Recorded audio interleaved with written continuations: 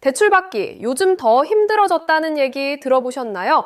은행 문턱이 높아지니까 사람들이 조금이라도 이자나 조건이 좋은 대출을 찾으려고 이런저런 앱을 뒤지고 있어요. 실제로 대출 비교 앱 사용량이 최근에 부쩍 늘었다고 합니다.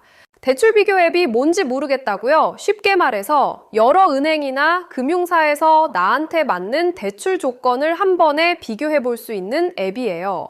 직접 은행마다 문의해야 했던 불편함을 스마트폰 하나로 해결해 주는 거죠. 그런데 왜 갑자기 이 앱들이 인기일까요? 올해 들어서 은행들이 가계대출, 즉 개인이 집 샀거나 돈 빌릴 때 이용하는 대출을 많이 조였어요. 대출 규제라는 건 쉽게 말하면 은행이 빌려줄 수 있는 돈의 총량을 제한하는 거라고 생각하면 됩니다. 그래서 사람들이 대출 받기 더 어려워졌고 괜찮은 조건 찾으려고 앱을 더 많이 쓰게 된 거죠. 실제로 지난달에 핀다, 뱅크샐러드 같은 대출 비교 앱의 월간 이용자 수가 작년보다 14%나 늘었다고 해요.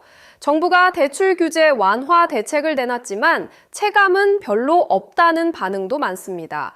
하루 평균 이용자 수도 오히려 증가했다고 하더라고요. 이게 왜 중요하냐고요? 대출이 점점 어려워진다는 건 집을 샀거나 생활자금이 필요한 사람들한테는 큰 부담이 될 수 있거든요.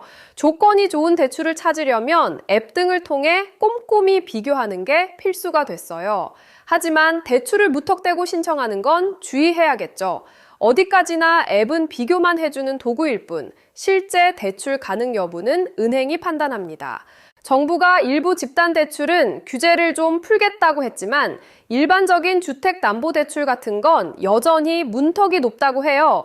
신용대출이든 주담대든 실수요자 중심으로 심사가 여전히 까다롭다는 게 은행 쪽 입장입니다. 이번 소식은 네이버 랭킹 보도 내용을 바탕으로 전해드렸어요. 앞으로도 대출 규제와 관련한 변화가 계속 있을 수 있으니 조건 비교와 꼼꼼한 정보 확인이 중요하다는 점 명심하세요.